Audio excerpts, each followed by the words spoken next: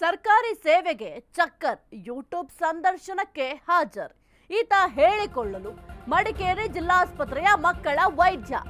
ಸರ್ಕಾರಿ ಸೇವೆಗೆ ಚಕ್ಕರ್, ಯೂಟ್ಯೂಬ್ ಸಂದರ್ಶನದಲ್ಲಿ ಹಾಜರ್. ಈತ ಹೇಳ್ಕೊಳ್ಳೋದಕ್ಕೆ ಮಡಿಕೇರಿ ಜಿಲ್ಲಾಸ್ಪತ್ರೆಯ ಮಕ್ಕಳ ವೈದ್ಯ, ಆದ್ರೆ ಮಾಡೋದು ಮಾತ್ರ ಯೂಟ್ಯೂಬ್ ಚಾನೆಲ್ ಕೆಲಸ. ಅತ್ತ ಮಡಿಕೇರಿ ಜಿಲ್ಲಾಸ್ಪತ್ರೆಯಲ್ಲಿ ರೋಗಿಗಳು ಪರದಾಡ್ತಾ ಇದ್ದಾರೆ. ಇದು ಮಡಿಕೇರಿ ಜಿಲ್ಲಾಸ್ಪತ್ರೆ ಮಕ್ಕಳ ವೈದ್ಯ ಕುಶ್ವತ್ ಕಥನ. ಯೂಟ್ಯೂಬ್ ವೈದ್ಯ ಕುಶ್ವತ್ ವಿರುದ್ಧ ಆಕ್ರೋಶ ಸ್ಫೋಟ ಆಗಿದೆ. ಸರ್ಕಾರಿ ಸೇವೆಗೆ ಚಕ್ಕರ್ ಹಾಕ್ತಾರೆ, ಯೂಟ್ಯೂಬ್ ಸಂದರ್ಶನಕ್ಕೆ ಹಾಜರಾಗ್ತಾರೆ. ಈತ ಹೇಳ್ಕೊಳ್ಳೋದು ಮಾತ್ರ ನಾನು ಮಡಿಕೇರಿ ಜಿಲ್ಲಾಸ್ಪತ್ರೆಯ ಮಕ್ಕಳ ವೈದ್ಯ ಅಂತ ಹೇಳ್ಕೊಳ್ತಾರೆ, ಆದ್ರೆ ಮಾಡೋದು ಮಾತ್ರ ಯೂಟ್ಯೂಬ್ ಚಾನಲ್ ಕೆಲಸ. ಸಂಬಳ ಯಾಕೆ ಸರ್ಕಾರದವ್ರು ಕೊಡ್ತಾ ಇದ್ದಾರೆ ಗೊತ್ತಾಗ್ತಾ ಇಲ್ಲ. ಈ ರೀತಿಯಾಗಿ ಯೂಟ್ಯೂಬ್ ಚಾನಲ್ ನಡೆಸ್ಲಿಕ್ಕೆ ಏನಾದ್ರೂ ಸಂಬಳ ಕೊಡ್ತಾ ಇದ್ದಾರೆ ಇವ್ರಿಗೆ ಅಂತ. ಅಲ್ಲೆಲ್ಲ ರೋಗಿಗಳು ಪರದಾಡ್ತಾ ಇದ್ದಾರೆ, ಹೇಳೋರಿಲ್ಲ ಕೇಳೋರಿಲ್ಲ, ಹಂಗಾಗಿದೆ ಪರಿಸ್ಥಿತಿ. ಹೇಳ್ಕೊಳ್ಳೋದಕ್ಕೆ ಡಾಕ್ಟರ್ ಆಗಿ ಏನ್ ಕೆಲಸ ಮಾಡಿದ್ದೀರಾ? ಡಾಕ್ಟರ್ ಅಂದ್ರೆ ಏನು ಅಂತ ಗೊತ್ತಾ? ಜನರ ಸೇವೆ ಮಾಡೋದಕ್ಕೆ.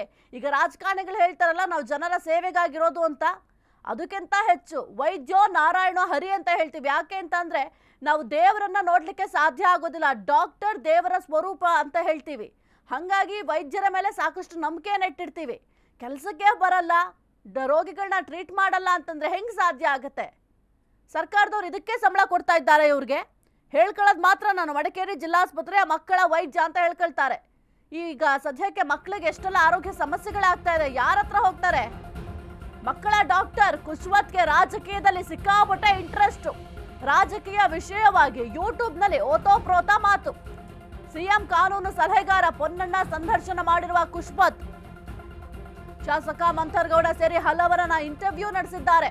ಯೂಟ್ಯೂಬ್ ಕೆಲಸದಲ್ಲಿ ತನ್ನ ವೃತ್ತಿಯನ್ನ ಮರೆಯುವ ಡಾಕ್ಟರ್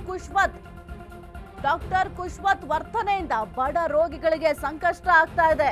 ಯೂಟ್ಯೂಬ್ ಡಾಕ್ಟರ್ಗೆ ಜಿಲ್ಲಾಸ್ಪತ್ರೆ ಜೀನ್ ನೋಟಿಸ್ ಕೊಟ್ಟರು ನೋ ಯೂಸ್. ಆರೋಗ್ಯ ಮಂತ್ರಿ ದಿನೇಶ್ ಗುಂಡೂರಾವ್ ಅವರೇ ಈ ಬಗ್ಗೆ ಗಮನ ಹರಿಸಿ. ಕರ್ತವ್ಯ ಮರೆತ ಯೂಟ್ಯೂಬ್ ಡಾಕ್ಟರ್ಗೆ ಶಾಕ್ ಟ್ರೀಟ್ಮೆಂಟ್ ಕೊಡಿ. ದಯವಿಟ್ಟು ಆರೋಗ್ಯ ಸಚಿವರಾಗಿರುವಂತಹ ದಿನೇಶ್ ಗುಂಡೂರಾವ್ ಅವರು ಈ ಒಂದು ಸ್ಟೋರಿಯನ್ನ ನೋಡಬೇಕು, ಇತ್ತ ಗಮನವನ್ನ ಹರಿಸಬೇಕಾಗತ್ತೆ. ಎಷ್ಟೋ ಮಕ್ಕಳಿಗೆ ಇತ್ತೀಚೆಗಂತೂ ಬೇರೆ ಬೇರೆ ಕಾಯಿಲೆಗಳು ಬರ್ತಾ ಇದೆ. ತನ್ನ ಡಾಕ್ಟರ್ ಕೆಲಸ ಬಿಟ್ಟು ಯೂಟ್ಯೂಬ್ ಕೆಲಸ ಮಾಡ್ಕೊಂಡು ಕೂತ್ಕೊಂಡ್ರೆ ಅವ್ರನ್ನ ಕೆಲಸದಿಂದ ತೆಗೆದು ಹಾಕಿ. ಅಟ್ಲೀಸ್ಟ್ ಅವ್ರು ಬೇರೆಯವ್ರು ಬರಲಿ, ಬೇರೆಯವ್ರು ಬಂದ್ರೆ ಮಕ್ಳಿಗೆ ಅಟ್ಲೀಸ್ಟ್ ಟ್ರೀಟ್ಮೆಂಟ್ ಆದ್ರೆ ಸಿಗುತ್ತೆ. ಅದನ್ನ ಬಿಟ್ಬಿಟ್ಟು ಹೇಳ್ಕೊಳ್ಳೋದಕ್ಕೆ ನಾನು ಡಾಕ್ಟ್ರು, ಅದು ಕೂಡ ಮಕ್ಕಳ ಡಾಕ್ಟ್ರು ಆತ ಹೇಳ್ಕೊಳ್ಳೋದು. ಆದ್ರೆ ಮಾಡೋ ಕೆಲಸ ಮಾತ್ರ ಯೂಟ್ಯೂಬ್ ಕೆಲಸ. ರಾಜಕೀಯದಲ್ಲಿ ಅಷ್ಟೊಂದು ಇಂಟ್ರೆಸ್ಟ್ ಇದೆ, ನಾನು ರಾಜಕಾರಣಿ ಆಗಬೇಕು ಅಂತಂದ್ರೆ ಕೆಲಸದಿಂದ ತೆಗೆದುಹಾಕಿ. ಆತ ಹೋಗಿ ರಾಜಕೀಯದಲ್ಲಿ ತನ್ನ ಭವಿಷ್ಯವನ್ನ ರೂಪಿಸ್ಕೊಂಡ್ಲಿ ಅಥವಾ ತನ್ನ ಬದುಕನ್ನ ಕಟ್ಕೊಂಡ್ಲಿ. ಅದನ್ನು ಬಿಟ್ಬಿಟ್ಟು ಮಕ್ಕಳ ವೈದ್ಯ ಅಂತ ಹೇಳ್ಕೊಂಡು ಈ ರೀತಿಯಾಗಿ ಕೇವಲ ತನ್ನ ಜೀವನವನ್ನ ಯೂಟ್ಯೂಬ್ಗಾಗಿ ಮುಡುಪಾಗಿಟ್ರೆ ಮಕ್ಕಳ ಪರಿಸ್ಥಿತಿ ಏನಾಗಬೇಕು? ಬಡ ರೋಗಿಗಳು ಎಲ್ಲಿ ಹೋಗಬೇಕು? ಇದಕ್ಕೆ ಯಾರು ಉತ್ತರ ಕೊಡ್ತಾರೆ? ಹೇಳೋರಿಲ್ಲ ಕೇಳೋರಿಲ್ದಂಗಾಗಿದೆ. ದಯವಿಟ್ಟು ಆರೋಗ್ಯ ಸಚಿವರಾಗಿರುವಂತಹ ದಿನೇಶ್ ಗುಂಡೂರಾವ್ ಅವರು ಈ ಒಂದು ಸ್ಟೋರಿಯನ್ನ ನೋಡಬೇಕು. ಈ ಒಂದು ಸಮಸ್ಯೆಗೆ ಕೂಡಲೇ ಪರಿಹಾರವನ್ನು ಒದಗಿಸಬೇಕು. ಬಡ ರೋಗಿಗಳು ಪರದಾಡ್ತಾ ಇದ್ದಾರೆ. ಈಗ ಶ್ರೀಮಂತರಾದ್ರೆ ದುಡ್ಡಿದೆ, ಹೋಗ್ತಾರೆ, ಎಲ್ಲಾದ್ರೂ ಒಂದು ಒಳ್ಳೆ ಆಸ್ಪತ್ರೆಗೆ ಹೋಗಿ ಟ್ರೀಟ್ಮೆಂಟ್ ತಗೋತಾರೆ ಮಕ್ಕಳಿಗೆ. ಬಡವರು ಎಲ್ಲಿ ಹೋಗಬೇಕು? ಬಡವರಿಗೋಸ್ಕರ ಅಂತಾನೆ ಅಲ್ವಾ ಆಸ್ಪತ್ರೆ ಇರೋದು. ಸಾಕಷ್ಟು ಸಾಮಾಜಿಕ ಜಾಲತಾಣದಲ್ಲಿ ಅವರು ವಿಡಿಯೋಗಳನ್ನು ಹರಿಬಿಡೋದ್ರಿಂದ, ರಾಜಕೀಯ ವ್ಯಕ್ತಿಗಳನ್ನು ಇಂಟ್ರೂ ಮಾಡೋದ್ರಿಂದ ಸಾಕಷ್ಟು ದೂರುಗಳು ಬರ್ತಾ ಇದೆ. ಅದ್ರ ಬಗ್ಗೆ ನಾವು ಸಾಕಷ್ಟು ವಾರ್ನಿಂಗ್ ಕೊಟ್ಟಿದ್ರು ಕೂಡ ಅದನ್ನೇ ಕಂಟಿನ್ಯೂ ಮಾಡಿದ್ದಾರೆ. ನಾವು ಅದ್ರ ಬಗ್ಗೆ ಈಗಾಗಲೇ ಎನ್ಕ್ವೈರಿ ಮಾಡಿ ಒಂದು ವರದಿಯನ್ನು ಅವರು ಕೊಟ್ಟಿದ್ದಾರೆ, ಒಂದು ರಿಪ್ಲೈಯನ್ನು ಕೊಟ್ಟಿದ್ದಾರೆ. ಅದು ಎಸ್ಟರ್ಡೇ 3 days ಬ್ಯಾಕ್ ಬಂದಿರ್ಬೋದು, ಅದು ನಾನು ನೋಡಿಲ್ಲ. ಅದು ಆದಮೇಲೆ ನಾವೇನು ಮಾಡ್ತೀವಿ ಅಂತಂದರೆ, ನಾವು ಸಂಸ್ಥೆ ಹಂತದಲ್ಲಿ ಯಾವ ನಿಯಮಾವಳಿ ಪ್ರಕಾರ ಅವ್ರಿಗೆ ಮತ್ತೆ ಇನ್ನೊಂದು ನೋಟಿಸ್ ಮಾಡಿ ಒಂದು ಎನ್ಕ್ವೈರಿ ಮಾಡಿ ಆ ಎನ್ಕ್ವೈರಿ ರಿಪೋರ್ಟನ್ನು ನಾವು ಸರ್ಕಾರಕ್ಕೆ ಅಂದರೆ DME ಅವರಿಗೆ ತಲುಪಿಸ್ತೀವಿ. ಬೇರೆಯವರಿಗೆ ಬರ್ತಾ ಇದೆಯಲ್ಲ ಅಷ್ಟು ಬರ್ತದೆ, ಸುಮಾರು more than a lakh. I don't know exactly. ಇದು ಸಾಮಾಜಿಕ ತಾಣದಲ್ಲಿ ಅವ್ರು ಏನು ಯೂಟ್ಯೂಬ್ ಅಪ್ಲೋಡ್ ಮಾಡ್ತಾರೆ, ಯೂಟ್ಯೂಬ್ ಸ್ಟುಡಿಯೋ ಮಾಡ್ಕೊಂಡಿದ್ದಾರೆ, ಅದೆಲ್ಲ ಬಂದಿದೆ. ಅದ್ರ ಬಗ್ಗೆ ನಾನು ಮೌಖಿಕವಾಗಿ ಕೂಡ 2-3 times ಹೇಳಿದ್ದೀನಿ. ಮೊನ್ನೆನೂ 3 days ಬ್ಯಾಕ್ ಆಲ್ಸೋ ಹೇಳಿದ್ದೀನಿ. ನೋಟಿಸು ಕೂಡ ಸೈಡ್ ಬೈ ಸೈಡ್ ಇಶ್ಯೂ ಮಾಡಿದ್ದೀವಿ. ಅದು ಏನು ಕೊಟ್ಟಿದ್ದಾರೆ ಅದ್ರ ಬಗ್ಗೆ that is we are going to take action surely.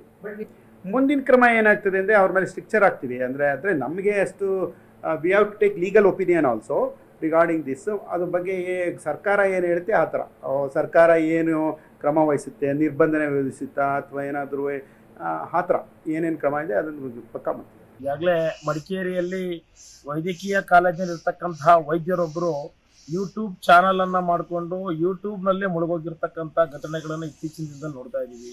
ಪ್ರತಿನಿತ್ಯ ಯಾವುದೋ ರಾಜಕೀಯ ಮುಖಂಡರುಗಳನ್ನು ಇಂಟರ್ವ್ಯೂ ಮಾಡ್ತಕ್ಕಂಥದ್ದು, ಯಾವುದೋ ವ್ಯಕ್ತಿಗಳನ್ನು ಇಂಟರ್ವ್ಯೂ ಮಾಡ್ಕೊಂಡು ಹೋಗ್ತಾರೆ ಹೊರತು ಯಾವುದೇ ರೀತಿ ವೈದ್ಯಕೀಯ ಡ್ಯೂಟಿ ಮಾಡದೆ ಮಕ್ಕಳ ಡಾಕ್ಟರ್ ಆಗಿಟ್ಕೊಂಡು ಮಕ್ಕಳನ್ನ ಎಲ್ಲೂ ಕೂಡ ಒಂದು ಮಕ್ಕಳನ್ನ ವೈದ್ಯಾಧಿಕಾರಿ ಮಕ್ಕಳನ್ನ ನೋಡಬೇಕು ಹೊರತು ಅಧಿಕಾರಿ ಮಕ್ಕಳನ್ನ ನೋಡದೆ ಬಿಟ್ಟು ಯಾವುದೋ ರಸ್ತೆಯಲ್ಲಿ ಹೋಗ್ತಕ್ಕಂಥ ಎಲ್ಲರನ್ನೂ ಇಂಟರ್ವ್ಯೂ ಮಾಡ್ಕೊಂಡು ಹೋಗ್ತಕ್ಕಂಥ ಸರಿಯಲ್ಲ. ಇದನ್ನ ಸರ್ಕಾರ ತಕ್ಷಣ ಕ್ರಮ ತಗೊಂಡು ಅವ್ರ ಮೇಲೆ ಸೂಕ್ತವಾದ ಕ್ರಮ ತಗೊಳ್ಬೇಕು ಅಂತ ಇದ್ರ ಮುಖಾಂತರ ಆಗ್ರಹ ಮಾಡ್ತೀವಿ. ಈ ಥರ ವೈದ್ಯರಾಗಿಟ್ಕೊಂಡು ರಾಜಕೀಯ ವ್ಯಕ್ತಿಗಳನ್ನ ಇಂಟರ್ವ್ಯೂ ಮಾಡಿಕೊಂಡು ರಾಜಕೀಯವಾಗಿ ಅವರು ಮುಂದುವರಿಯುವಂತ ಕಾರ್ಯ ಇದ್ರೆ ಸರ್ಕಾರಿ ನೌಕರರಾಗಿ ನಿವೃತ್ತಿ ಅಂತ ತಗೊಂಡು ಅವ್ರು ರಾಜಕೀಯಕ್ಕೆ ಮುಂದುವರಿಯಲಿ. ಆದ್ರೆ ಸರ್ಕಾರಿ ಜಾಬ್ ಬಗ್ಗೆ ಏನಿದೆ, ಸರ್ಕಾರಿ ನೌಕರರಾಗಿ ಸಂಬಳ ತಗೊಳ್ತಾ ಇದ್ದಾರೆ, ಸರ್ಕಾರಿ ನೌಕರರಾಗಿ ಅವರು ಸರ್ಕಾರಿ ನೌಕರರಾಗಿ ಸರ್ಕಾರಕ್ಕೆ ತನ್ನ ಏನು ಜವಾಬ್ದಾರಿ ಇದೆ ಅದನ್ನು ಮುಗಿಸಿ, ಅಥವಾ ಅವರು ರಾಜೀನಾಮೆ ಕೊಟ್ಟು ರಾಜಕೀಯಕ್ಕೆ ಹೋಗೋದು ರಾಜಕೀಯಕ್ಕೆ ಹೋಗ್ಲಿ, ಆದ್ರೆ ಯಾವ್ದಾದ್ರು ಒಂದು ಕೆಲಸ ಮಾಡಬೇಕು. ಇಲ್ಲೇ ಎತ್ಕೊಂಡು ಇಲ್ಲಿ ಯಾವ್ದು ಯೂಟ್ಯೂಬ್ ಚಾನಲ್ ಮಾಡ್ಕೊಂಡು ಈ ರೀತಿ ಮಾಡ್ತಕ್ಕಂಥದ್ದು ಸರಿಯಲ್ಲ. ಇದನ್ನ ತಕ್ಷಣ ಏನು ಶಾಸಕರಿದ್ದೀರಿ ಅಥವಾ ಏನು DC ಇದ್ದೀರಿ ಅದನ್ನು ಗಮನಿಸಿ ಅವ್ರ ಬಗ್ಗೆ ಸೂಕ್ತ ಕ್ರಮ ಕೈಗೊಳ್ಳಬೇಕು. ಎಸ್ ಕುರಿತು ಹೆಚ್ಚಿನ ಮಾಹಿತಿ ನೀಡ್ತಾರೆ ನಮ್ಮ ಪ್ರತಿನಿಧಿ ಸಂದೀಪ್. ಈಗ ಮಕ್ಕಳ ವೈದ್ಯ ಹೇಳ್ಕೊಳ್ಳೋದಕ್ಕೆ ಮಾತ್ರ, ಆದರೆ ಯೂಟ್ಯೂಬ್ ಚಾನಲ್ ನಡೆಸ್ತಾ ಇದ್ದಾರೆ, ನಡೆಸಲಿ. ಯೂಟ್ಯೂಬ್ ಚಾನಲ್ ಅನ್ನೋದು ಅವರ ವೈಯಕ್ತಿಕ ವಿಚಾರ, ಅದನ್ನು ನಾವು ಯಾರು ಕೂಡ ಪ್ರಶ್ನೆ ಮಾಡಲ್ಲ. ಆದರೆ ನಾನು ಡಾಕ್ಟರ್ ಕೆಲಸ ಮಾಡ್ತೀನಿ ಅಂತ ಸುಳ್ಳು ಯಾಕೆ ಕೇಳಬೇಕು? ಎಷ್ಟೋ ಬಡ ರೋಗಿಗಳು ಒದ್ದಾಡ್ತಾ ಇದ್ದಾರೆ. ಏನಾಗ್ತಾ ಇದ್ದಾರೆ? ಅಧಿಕಾರಿಗಳು ನೋಟಿಸ್ ಕೊಟ್ಟರು ಕೂಡ ಲೆಕ್ಕಕ್ಕಿಲ್ದಂಗೆ ಆಗಿದೆ ಅಂತ ಅಂದರೆ ಇವ್ರನ್ನ ಅಟ್ಲೀಸ್ಟ್ ಕೆಲಸನ ತೆಗೆದು ಹಾಕ್ಬೋದಲ್ಲ, ಅವ್ರ ಸ್ಥಾನಕ್ಕೆ ಬೇರೆಯವ್ರನ್ನ ತರಬಹುದು. ಆಗ ಬಡ ರೋಗಿಗಳಿಗೂ ಕೂಡ ಹೆಲ್ಪ್ ಆಗುತ್ತೆ. ಯಾಕೆ ಇಷ್ಟೊಂದು ನೆಗ್ಲೆಕ್ಟ್ ಮಾಡ್ತಾ ಇದ್ದಾರೆ ಇವ್ರನ್ನ ಕೆಲಸದಿಂದ ವಜಾ ಮಾಡ್ಲಿಕ್ಕೆ? ಮೊದಲೇ ಅಂದ್ರೆ ಸರ್ಕಾರಿ ಆಸ್ಪತ್ರೆಗಳಲ್ಲಿ ವೈದ್ಯರ ಕೊರತೆ, ಸಿಬ್ಬಂದಿಗಳ ಕೊರತೆಯಿಂದ ಏನು ಸರಿಯಾದ ಚಿಕಿತ್ಸೆ ಸೂಕ್ತ ಸಮಯದಲ್ಲಿ ಸಾರ್ವಜನಿಕರಿಗೆ ಸಿಗೋದಿಲ್ಲ ಅನ್ನುವಂತಹ ಒಂದು ಮಾತುಗಳಿವೆ. ಆದ್ರೆ ಮಡಿಕೇರಿ ಜಿಲ್ಲಾಸ್ಪತ್ರೆಯಲ್ಲಿ ಇದಕ್ಕೆ ಒಂದು ವಿರುದ್ಧವಾದಂತಹ ವಾತಾವರಣವೇ ಇದೆ ಅಂತ ಹೇಳಿದ್ರೆ, ಸರ್ಕಾರಿ ವೈದ್ಯನಾಗಿದ್ರು ಕೂಡ ಆತ ತನ್ನ ಕೆಲಸವನ್ನ ಬಿಟ್ಟು ಯೂಟ್ಯೂಬ್ ಚಾನೆಲ್ ಒಂದನ್ನ ಮಾಡಿಕೊಂಡು ಪ್ರತಿನಿತ್ಯ ಅದೇ ಒಂದು ಕೆಲಸಗಳಲ್ಲಿ ತೊಡಗಿಕೊಂಡಿದ್ದು, ಯಾವುದೇ ಇದಕ್ಕೆ ವಿರುದ್ಧವಾಗಿ ಯಾವುದೇ ರೀತಿಯ ನೋಟಿಸ್ ಅನ್ನ ಕೊಟ್ಟರು ಕೂಡ ಸಾರ್ವಜನಿಕರು ಪ್ರಶ್ನೆಯನ್ನ ಮಾಡಿದ್ರು ಕೂಡ ಕ್ಯಾರೆ ಅನ್ನೋದೇ ತನ್ನ ಉದ್ದತನವನ್ನ ಪ್ರದರ್ಶನ ಮಾಡ್ತಾ ಇರ್ತಕ್ಕಂತಹದ್ದು ಈಗ ಬೆಳಕಿಗೆ ಬಂದಿರತಕ್ಕಂತಹದ್ದು. ಬಹಳ ಪ್ರಮುಖವಾಗಿ ಈತ ರಾಜಕೀಯ ವಿಶ್ಲೇಷಣಾ ಇಂಟರ್ವ್ಯೂಗಳನ್ನ ಮಾಡಿಕೊಂಡು ರಾಜಕೀಯ ಶಾಸಕರುಗಳನ್ನ ಮತ್ತು ಇನ್ನಿತರ ರಾಜಕೀಯ ಪ್ರತಿನಿಧಿಗಳನ್ನ ಪ್ರಮುಖವಾಗಿ ಈತ ಇಂಟರ್ವ್ಯೂಗಳನ್ನ ಮಾಡಿಕೊಂಡು ಪೋಸ್ ಅನ್ನ ಕೊಡೋದ್ರಲ್ಲೇ ಈತ ಕಾಲ ಕಳೀತಾ ಇದ್ದಾನೆ. ಈತ ಹೇಳಿ ಕೇಳಿ ಮಕ್ಕಳ ವೈದ್ಯ, ಸಾಕಷ್ಟು ಮಕ್ಕಳಿಗೆ ಚಿಕಿತ್ಸೆಯನ್ನ ಪಡೀಲಿಕ್ಕಾಗಿ ದಿನ ಕೂಡ ಈತನನ್ನ ಉಳ್ಕೊಂಡು ಜಿಲ್ಲಾಸ್ಪತ್ರೆಗೆ ಬರುವಂತವ್ರು ಇರ್ತಾರೆ. ಅವರೆಲ್ಲರೂ ಕೂಡ ನಿರಾಸೆಯಿಂದ ವಾಪಸ್ ತೆರಳಬೇಕಾದಂತ ಹಿನ್ನೆಲೆ ಎದುರಾಗಿದೆ. ಈಗ ಸಾಕಷ್ಟು ಮೇಲಾಧಿಕಾರಿಗಳ ಗಮನಕ್ಕೆ ತಂದು ಈತನಿಗೆ 2 ರಿಂದ 3 ಬಾರಿ ಸೋಕಾಸ್ ನೋಟಿಸ್ ಅನ್ನ ಕೂಡ ಕೊಟ್ಟಿದ್ರು. ಈತ ಕ್ಯಾರೆ ಅಂತ ಇಲ್ಲ. ಆದ್ರೆ ಈತ ಇಂಟರ್ವ್ಯೂನಲ್ಲಿ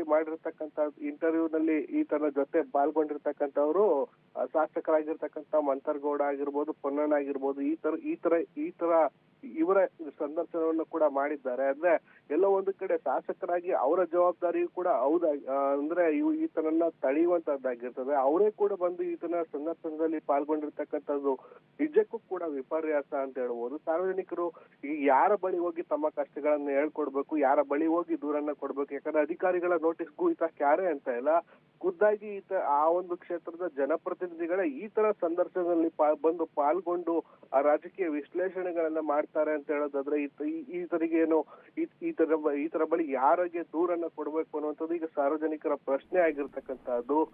ಈಗ ನೋಡ್ಬೇಕಾಗಿದೆ ಮುಂದೆ ಯಾವ ರೀತಿಯಾದ ಈತನ ಮೇಲೆ ಕಾನೂನು ಕ್ರಮವನ್ನ ಹಾಕ್ತಾರೆ ಅಂತ. ಯಾಕಂದ್ರೆ ಸ್ಪಷ್ಟವಾಗಿ ವೈದ್ಯಕೀಯ ಅಧೀಕ್ಷಕರು ಬೈಟ್ ಅಲ್ಲಿ ಹೇಳುವಂತಹದ್ದು, ಯಾವುದೇ ಸರ್ಕಾರಿ ವೈದ್ಯ ಆದ್ರೂ ಕೂಡ ಯೂಟ್ಯೂಬ್ ಅನ್ನ ಮಾಡುವಂತಹದ್ದು ಮತ್ತು ಬೈಟ್ ಗಳನ್ನ ಕೊಡುವಂತಹದ್ದು ಮೇಲಾಧಿಕಾರಿಗಳ ಒಂದು ಆದೇಶದ ಮೇಲೆ ಆಗಿರುವಂತದ್ದು. ಅಂದ್ರೆ ಅದು ಕೂಡ ಯಾವುದೇ ಒಂದು ರೀತಿಯ ಕ್ಲಿಷ್ಟಕರವಾದಂತಹ ಕೇಸನ್ನ ಮಾಡಿ ಅದರಲ್ಲಿ ಚಾಲೆಂಜಸ್ ಕೇಸ್ಗಳನ್ನ ಗೆದ್ದಾಗ ಮಾತ್ರ ಅದು ಮೇಲಾಧಿಕಾರಿಗಳ ಗಮನಕ್ಕೆ ತಂದು ಆತ ಬೈಟ್ ಗಳನ್ನ ಕೊಡುವಂತಹ ಒಂದು ನಿಯಮ ಇರ್ತದೆ. ಆದ್ರೆ ಈತ ಯಾವುದೇ ನಿಯಮಗಳನ್ನ ಪಾಲನೆ ಮಾಡ್ತಾ ಇಲ್ಲ. ಈತನಿಗೆ ಬೇಕಾದಂತಹ ರಾಜಕೀಯ ವಿಶ್ಲೇಷಣೆಗಳನ್ನ ಸಂದರ್ಶನಗಳನ್ನ ಮಾಡ್ಕೊಂಡು ಕಾಲಹರಣ ಮಾಡ್ತಾ ಇದ್ದಾನೆ.